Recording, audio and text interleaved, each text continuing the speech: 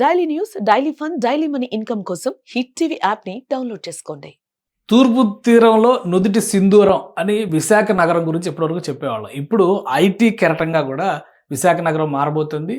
ఇటు గూగుల్ ప్రతిష్టాత్మక ఒప్పందం డేటా సెంటర్ల విషయంలో, అటు అదానీ పేరు, అలానే రిలయన్స్ డేటా సెంటర్స్, దేశానికి సంబంధించినటువంటి ప్రతిష్టాత్మక సంస్థలు సిఫీ దగ్గర నుంచి అనేక సంస్థలు ఎంటర్ కాబోతున్నాయి అనేది ఒక క్లారిటీ. వీటితో పాటు జాతీయ సంస్థలు, మన దేశంలో ప్రతిష్టాత్మక సంస్థలుగా పేరొందినటువంటివి కూడా ఐటీ రంగంలో సేవలు అసెంచర్ లాంటివి, టీసీఎస్ లాంటివి అక్కడ అడుగు పెడుతున్నాయి. ఆల్రెడీ కొన్ని సంస్థల ఆపరేషన్స్ కూడా ప్రారంభించిన ఇటీవల జరిగినటువంటి కార్యం. ఇప్పుడు అమెజాన్ విశాఖలో అడుగు పెట్టడం ఖరారు అయిపోయింది. అమెజాన్ సంస్థ గురించి అందరికీ తెలుసు. మనం అమెజాన్ అనగానే చాలామంది అమెజాన్ ప్రైమ్ వీడియోస్ దగ్గర నుంచి బోల్డన్ని ఉపయోగిస్తాం. మనం డేటా స్టోరేజ్ సెంటర్స్ దగ్గర నుంచి చాలా ఆపరేషన్స్లో, డేటా సర్వీసెస్ దగ్గర నుంచి చాలా ఆపరేషన్స్లో అమెజాన్ చాలా ప్రతిష్టాత్మకమైనటువంటి సంస్థగా ఉంది. ఇప్పుడు అమెజాన్ ఎస్టీపీఐ ద్వారా విశాఖలో ఆపరేషన్స్ను ప్రారంభించడానికి రిజిస్ట్రేషన్ చేసుకుంది.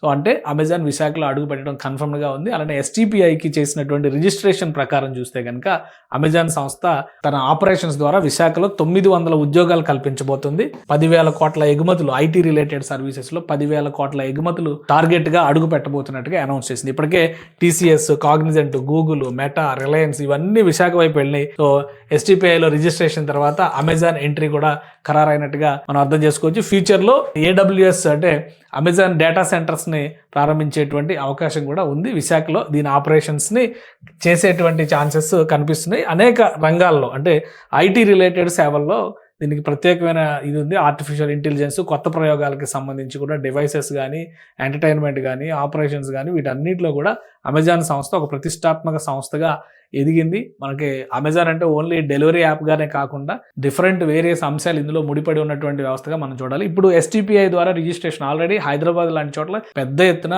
తన మ్యాన్ పవర్ని, తన ఆపరేషన్స్ని అమెజాన్ సంస్థ నిర్వహిస్తుంది. ఇప్పుడు విశాఖకు విస్తరిస్తుంది. ఒక 900 మందితో, ఒక 10,000 కోట్ల టార్గెట్తో అడుగు పెడుతుంది. ఫ్యూచర్లో గూగుల్ సర్వీసెస్ మొదలైన తర్వాత గూగుల్కి సంబంధించినటువంటి ఏఐ డేటా సెంటర్ల ఆపరేషన్స్లోకి వచ్చే తర్వాత అక్కడ ఎకో సిస్టమ్ డెవలప్ అయ్యే దాన్ని బట్టి అమెజాన్ కూడా అక్కడ డేటా సెంటర్స్ ఆపరేట్ చేసేటువంటి అవకాశం కాబట్టి తూర్పు తీరపు సింధూరం అని చెప్పాం కాబట్టి ఖచ్చితంగా ఆ పదానికి తగ్గట్టుగానే విశాఖలో రాబోయే రోజుల్లో పెద్ద ఎత్తున సాఫ్ట్వేర్ రంగంలో ఒక విప్లవాత్మకమైనటువంటి మార్పులు చూసేటువంటి అవకాశం కనిపిస్తుంది. ఆంధ్రప్రదేశ్ ప్రభుత్వం అంతర్జాతీయ సంస్థలు మరిన్నిటిని విశాఖకు తీసుకురావడం ద్వారా దాన్ని ఒక గ్లోబల్ డెస్టినేషన్గా మలచాలి. ఎందుకంటే 3 ఏళ్లలో గూగుల్ సర్వీసెస్ మొదలయ్యే లోపు అక్కడ ఎకో సిస్టమ్ మొత్తం మారిపోవాలని ఏపీ గవర్నమెంట్ టార్గెట్ పెట్టుకుంది. దానికి తగ్గట్టుగానే దిగ్గజ సంస్థలు విశాఖ వైపు ఆసక్తి చూపిస్తున్నాయి.